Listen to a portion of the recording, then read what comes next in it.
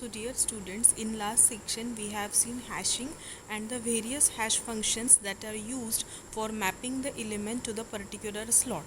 So now after doing the applying the hashing function, we can allocate the element or we can map the element to particular slot. But collision occurs whenever there is the element and that element wants the same slot. At that time the conflict occurs, which is called as collision. So we may be having the particular question like collision resolution techniques. So the question will be like, state and explain various collision resolution techniques which is used in hashing. So in this section we will see the collision resolution in hashing. So now take the example which we have seen in our last video, that the divide hash function is used. Now this is our hash table, and if we are inserting the next item, suppose we are having these particular keys, 2 is already inserted, 3 is already inserted, and 5 is already inserted, and now we want to insert the value 15. Now by applying the divide function, 15 mod 10, that gives us the output of 5. That means we want to store the again element at the fifth location, but at fifth location already the number 5 is present over there. The at the fifth location value of 5 is already present, but and 15 also wants to store at the same location. Now here the conflict occurs or clash occurs, which is called as collision, and that clash occurs between the 5 and 15. And now here is the problem, that how we can allocate the slot. And for solving this problem, the collision resolution techniques are used. So whenever the same element wants the slot which is already occupied the previous elements, the clash occurs, which is called as collision. So the mainly collision resolution techniques are of three types: open addressing, chaining, and double hashing. So whenever two elements want the same slot, the collision resolution technique is used and the particular element is allocated at the same slot. So the first method is open addressing method. Now in open addressing, again there are two types of methods, that is linear probing and quadratic probing.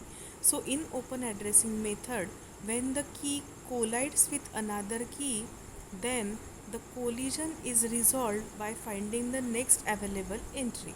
Means the collision is resolved by in such a way that the element will be stored at the exact next location which is available. So that's why it is called as probing. Now there are two types of probing: linear probing and quadratic probing. In linear probing, the record will be placed at the next available location, and in quadratic probing, the record will be placed at the next chord location. So linear probing means what? Whenever the collision occurs, the particular element is stored at the next exact available location. Means now suppose we are taking the example of 15. Now though 5 is present at the fifth location and we want to insert 15, so we can see after 5 the next available location is 6. So 15 is stored at the sixth location, which is done by linear probing. And when we want to do the quadratic probing, so in quadratic probing, the hash function increments the hash value by 1, 3, 5, 7 and 9. So in this the probing is done in such a way that the values will be h plus 1, h plus 4, h plus 9, h plus 16. In this way the values are taken, and at that value the particular element is stored in the quadratic probing. So in quadratic probing, the element is stored at the available location, and that location is identified by h plus 1, h plus 4, h plus 9. Means whatever successive perfect squares we are having, that quadratic probes is used for storing the particular element. That is quadratic probing. So the next collision resolution technique is chaining. So for handling the collision problem, here the chain of items is allowed, means we can store the element at the same location by using the particular chain. So in linear probing we have to save the location at next, we have to save the element at next location, but in chaining we can save the element at the same location. So how? Now suppose we are having this particular uh, number of elements and we are having this hash table. So 1 is there, so when we are applying the division value, the we are getting the output as 1, so your 1 is stored at this particular location. So 1 is stored over there. Then we want to store the next item, that is the next item is our 4, the output is 4, so it is kept at the same location. Next element is 81. Now 81 gives us the same element, the same location, that is 1, but at 1 already the hash key value 1 is present. So by using the chaining method, 81 is also stored at the same location by the chaining method. Means by using chaining, the same element is stored in the linked list type format. It is linked as we are chaining it. So this element is stored at the same location by using the chain of that particular elements. Same way we want to store 64 as well as 16. So again the chaining is done and we can store the 64 at 4th location and 16 as 36 location.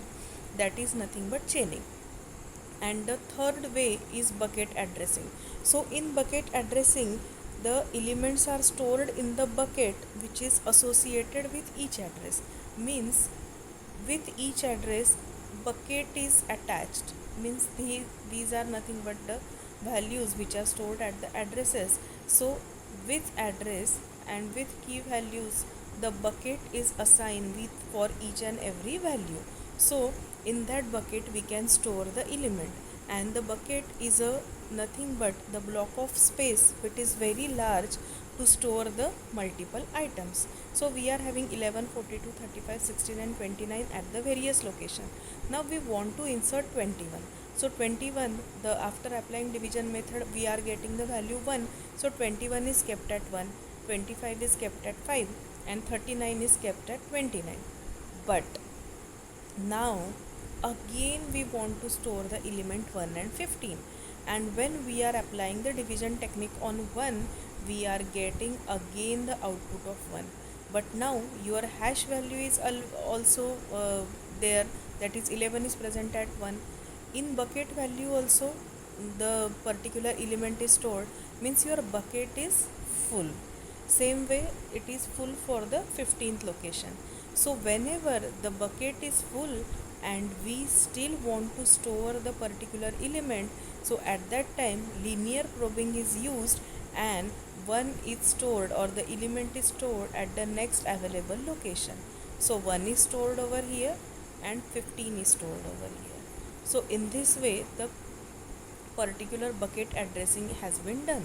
So today we have seen the collision resolution techniques. Collision means whenever two elements want the same slots, at that time the clash occurs, which is called as the collision resolution techniques. And there are basically three types by using which we can resolve the collision, that are called as collision resolution hashing techniques.